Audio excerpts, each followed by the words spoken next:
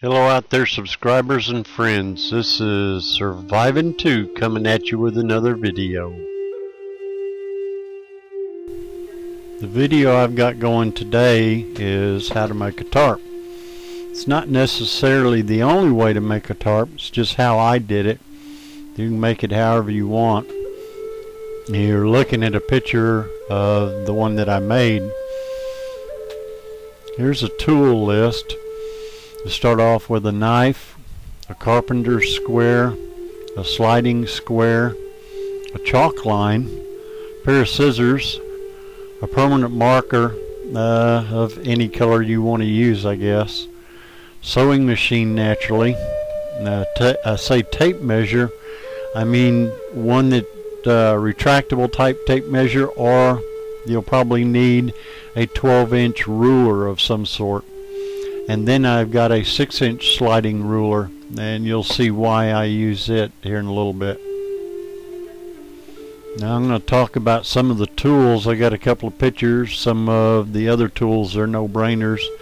I'm going to try and get through this video pretty quick so it doesn't bore you to death. Alright, starting off here with a wooden handle knife, so that when you heat it up and use it to cut your webbing, cut your cordage, and cut any other piece of material you need, you can not only cut it at the same time, you seal the edges of the material. Instead of having to cut it with a pair of scissors and then go and try and seal it, this does it all in one shot. And there's a sliding ruler I was talking about, sliding square. This is a picture of the 6-inch sliding ruler that I use. And it's like when you take and fold over your material, you can slide this into the fold and have your crossbar set at whatever dimension you want, and make sure you're getting the exact depth or dimension that you're looking in that fold. And that's the way I used it. I also used it on my rectangles that I place around the edge of the tarp. And when I make my marks, and I'll tell you how to do that later, you'll place the left end of the ruler on your mark, slide your cross piece there to half the dimension of your rectangle, and then lay the rectangle on that little bar piece, and it'll center the rectangle right on your mark. And then you can hold it there and pull this out and then stitch it right down. Okay, this is a parts list. Now, I've got nylon tefted coated ACU camouflage on there. You could use ripstop, nylon, whatever you want to use. I chose not to use the ripstop. This material is a little bit heavier in weight, not that much. I'm not worried about it that much, but this stuff is really waterproof. You can, once you add your straps and all to it, I sealed it. A rainstorm hits this thing, nothing comes through. It's great. So that's why I use that. Then you need 17 1-inch by 3-inch green nylon strap rectangles. They go around the edge of your tarp. They go in the center of it in different places. Then you'll need 4 2-inch nylon triangles. Now the 2-inch nylon triangles are made out of 2-inch wide web, and you'll cut them, and I'll show you and talk to you about how to do that later. Then you'll need 4, and I use 3/4-inch black nylon and cut them in 7-inch pieces. I use the black nylon straps on the corners. That way when I pull my tarp out of its bag, I see black straps, I automatically know they're corner pieces. I have 17 3/4-inch by 6-inch green nylon straps. All those were cut down to that dimension and put around the edge of the tarp, and also in the center, in the diagonal locations and the dead center. Then I also have nylon upholstery thread. I bought this at Wally Mart. I got I believe it was a sage color, and it worked out pretty good with the ACU camo and blended right in with it. Now this strap that you see here in this picture is what I used for my rectangle pieces around the edge of my tarp and in the center areas. It's a Voodoo tactical strap.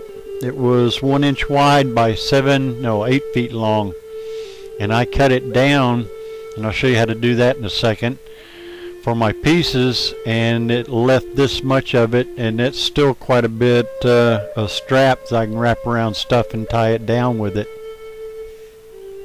And this is a picture of how I use a sliding square to set the dimension on the ruler, slide the strap up against it and hold it there, and with a hot knife I'd run it right along the end of the ruler there and cut the material.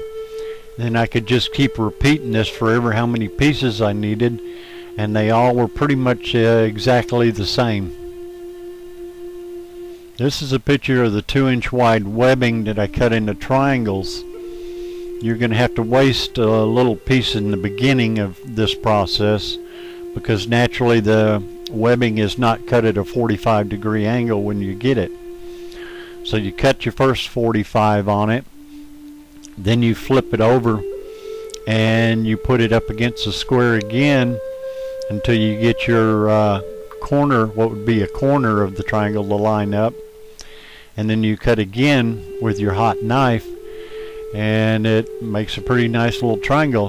And you repeat this process for all 4 pieces. This is a picture of how I cut the 3/4 wide strap.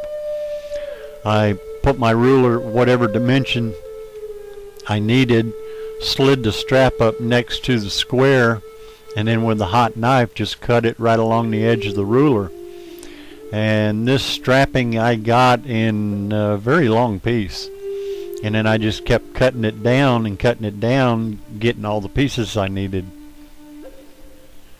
Okay, now before I talk about this picture, I'm going to take a second and talk about the material, because when you buy the material, let's say you want an 8-foot by 8-foot tarp, you're going to have to figure this material is only 50-something inches wide to 60 inches wide, so that's naturally not going to make 8 feet, so you're going to have to put 2 pieces together. And when I originally bought it, I bought it in 7 yards. Now, putting the 2 pieces together, I wanted an 8.5 foot by 8.5 foot tarp because I'm tall. That way it gave me quite a bit of overlap, and I don't have to worry about rain coming in. So I took my material, the 7 yards, and folded the 7 yards half in 2, and then cut it along that line right there, and that gave me 2 pieces that were the same length. Now you want to take the back side of the material and flip them up to where they're looking at you, and find your straightest edge on the factory sides, and then go ahead and mark your line. Now, to give you a dimension on that line, your sewing machine will need to stitch this together in a zigzag. So what you will need to do is test a piece with a zigzag, find out how wide that is, and then that's how wide you're going to have to make this first mark line, is how wide your zigzag pattern is. Now, as far as the distance between the zigzags, I made mine kind of tight, but not really close together, and it worked out pretty good. Okay, on this drawing, if you look at the top and you see the side view, you'll see where you slid the 2 pieces together, putting one edge of it up on your marked line and the other one will be below it. Then you want to stitch down through the material all the way from one side to the other in your zigzag pattern. And then when you get done, these next few drawings will show you what to do. Now this drawing, if you look at the side view it's showing you where you will fold the material over on itself to where it looks like you'll just take the zigzag stitching and kind of twist it, and it'll make an S pattern. And once you do that, you'll want to run 2 straight stitches, one down one side where the material is folded and it goes flat on the other material, and you'll flip the material over and do the other side of the zigzag stitch to where that piece is folded and it's touching the other material. Now when you get done, it should look like the side of your blue jeans where you see a double stitching down through there. That's what it should look like when you're done.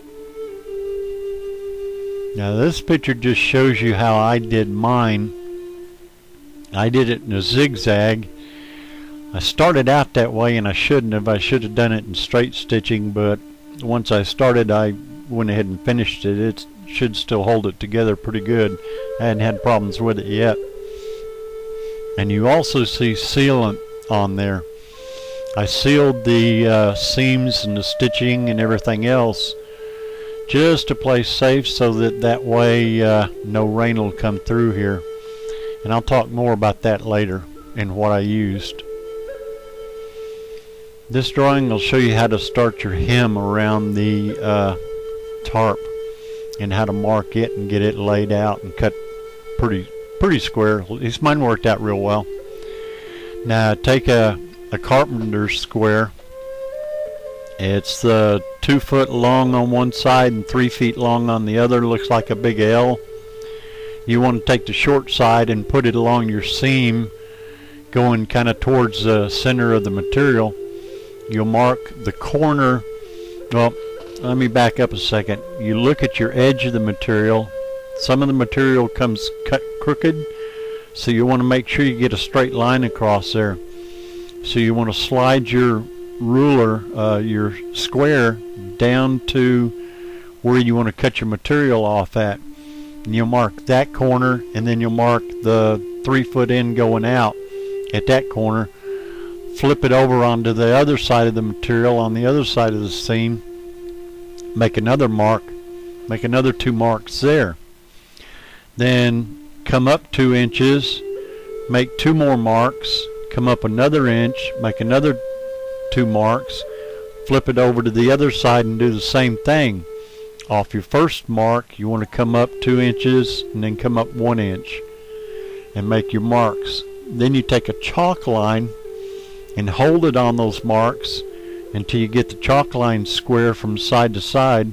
Now it's best to lay this material out on a flat piece of concrete, because that way you can get a good flat surface to work on. And hopefully it's not a windy day. I ran into that mistake once. So you pop your chalk line marks. That way you get 3 lines. Your one at the edge of the material where you're going to cut that material off. 1 2 inches in to the center from that edge, and then 1 more 1 inch in from that one. Now you're going to do this all the way around the tarp, but there's going to be a sequence to it, so that way you get it pretty square, and I'll show you. Okay, in this drawing you've made all your marks, you've popped your chalk line, and if you look at the side view at the top, you're making your first fold over. Now it's going to be a 1 inch fold over, and it should hit that 2 inch line that you marked, and that should give you 1 inch of material that's folded over. Then you're going to run a straight stitch all the way down from one side of the material to the other side of the material, right next to where that edge is. This drawing here, if you look at the side view at the top, is your second fold. Now it should hit that last line that you've got marked, and it should leave a 1 inch hem along the edge of the tarp. Then you want to stitch it down in a straight stitch also from one side to the other. Okay, you've made 1 hem on one side of the material. Now get out your tape measure and measure from the outside edge of that material, that hem, across your tarp to the dimension where that you want for your tarp, and make a mark. Now you're going to want to move in 1 inch, make another mark, and then from that first mark move out 2 inches and make a mark there. Then take your carpenter's square and line it up on those marks and make you some outer marks on your square on both sides of the hem, on all 3 places. Then take your chalk line and pop all 3 lines. Once you get that done, your outermost line, you're going to want to cut right across there. That's all going to be excess material, and that's where I get bags and stuff like that, and off the sides, stuff I can make out of this material. Okay, here, same as before, you fold the material onto your first line, and then you run a straight stitch along it. That should be 1 inch wide. Okay, same as before, you fold the material over a second time, as you see at the top of the page, to the last line that you've got marked there, which should be 1 inch, and then you run a stitch from one end to the other. Okay, now that you've got 2 sides hemmed up, we're going to mark off the other 2 sides. Now you know the dimension of your tarp. You figure half of that dimension from your center seam out and make a mark on both hems. And you're going to want to do this on both sides of the material. And when you measure from those marks on both sides of that material, that should give you the dimension of your tarp that you're looking for. And you can measure side to side too to make sure you're right. Then you'll want to move in 1 inch on both sides and mark your marks, and then move out 2 inches from what will be your tarp edge and make marks. And then pop those lines with that chalk line, and on the outermost edge lines you're going to want to cut along there, and that should be all excess material. Now once you fold all this up and stitch it all together, you should have a tarp that is the same dimension one way as it is the other. And if you want to change this and change your dimensions, feel free. This is a free country. Okay, in this drawing, same as before, you take your 2 outer edges and you'll be folding them over one at a time and stitching them up to where they're 1 inch wide, and you'll hit your first mark with them. Okay, and also same as the other time, you're going to fold both sides over again. You should be hitting your last chalk line on both of them. And that should give you a 1 inch wide hem around your material, and also should give you the dimensions you're looking for on your tarp, and you want to stitch them up. Now this is how I marked my tarp and how I folded it and got my marks and everything else. Now when you mark your tarp, you want to mark it on the inside of the tarp, not on the outside, because the inside is where you're going to put your rectangles at, on all inside points. The outside, you're going to put a few straps out there, but you won't need marks for that, because once you stitch your rectangles to your tarp, it'll show you where they're at, and you can do it from the opposite side of the material without having to mark it. So I hope you can read this, and I'll tell you more about it in the next 3 drawings. Show you the corner numbers and the center numbers and middle numbers and diagonal numbers that you need and where they're at. And I wish you luck. If you have any questions, you can get a hold of me and I'll try and help you with it. Like I said, this is showing the corner numbers. I always went in a clockwise rotation so that it would make it fairly simple. Top left is corner 1, center top is center 1, top right is corner 2, then you've got center 2, then corner 3, then center 3, and then bottom left is corner 4, then center 4, and in the very center is center 5. Now this drawing is the same as the last one. I went clockwise, and on the top left side in the middle is naturally middle 1. Then I went to the right, middle 2, then on the right hand side the top one is middle 3, then middle 4, 5, 6, 7, and 8. This drawing is showing the diagonal locations along with the center and the corners. So you got diagonal 1 upper left, diagonal 2 upper right, diagonal 3 lower right, diagonal 4 lower left. Now when you mark these diagonals, you're going to have 2 folds in your hand. One will be one direction, one will be the other. That's how you find the diagonal center points.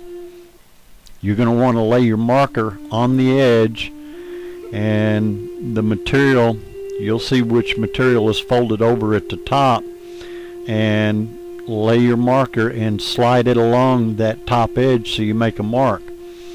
And then where you've got your fold, make a mark there. That way that'll give you an X pattern, and you'll know which direction to orient your rectangle when you go to stitch it. And the next drawing will be a drawing, okay, this drawing here is a drawing that shows you the location of all your rectangles, all your triangles, and their orientation. And if you look at the top, it says triangle part B. Naturally that goes on all the 4 corners.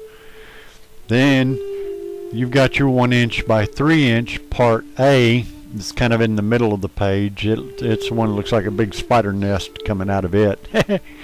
And that's your rectangles that need to go in those other different locations, and naturally I've kind of numbered them as to 1, and they go on, that means that they go on the bottom side of the material, the back side of the material. You don't want these straps on the front side of the material. This is just kind of a quick layout of the stitching and how I laid the straps on either the triangles or the rectangles and stitched them down. Now I'll show you some photographs here in just a second of the ones that I did.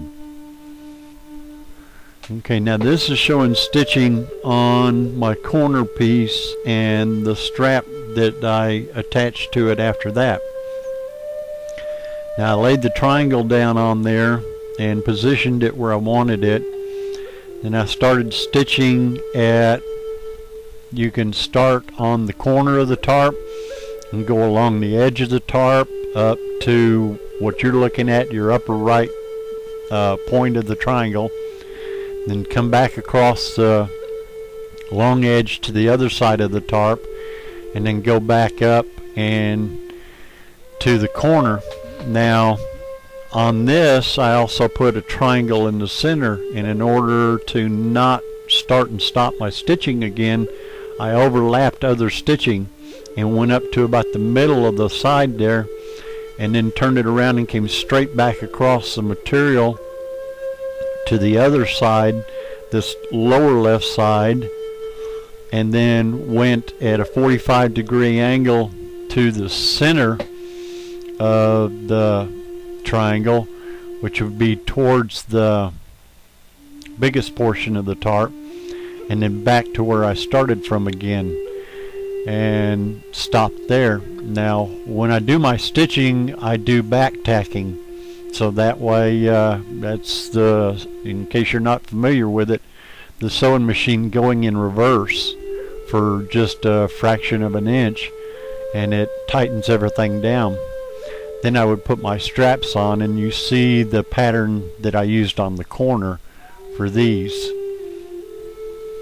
Now this is my rectangles that I stitched on, and then the 3/4 inch wide green straps that I stitched on top of them. As you can see, this is on the border, and it's on the inside of the material, the tarp that is.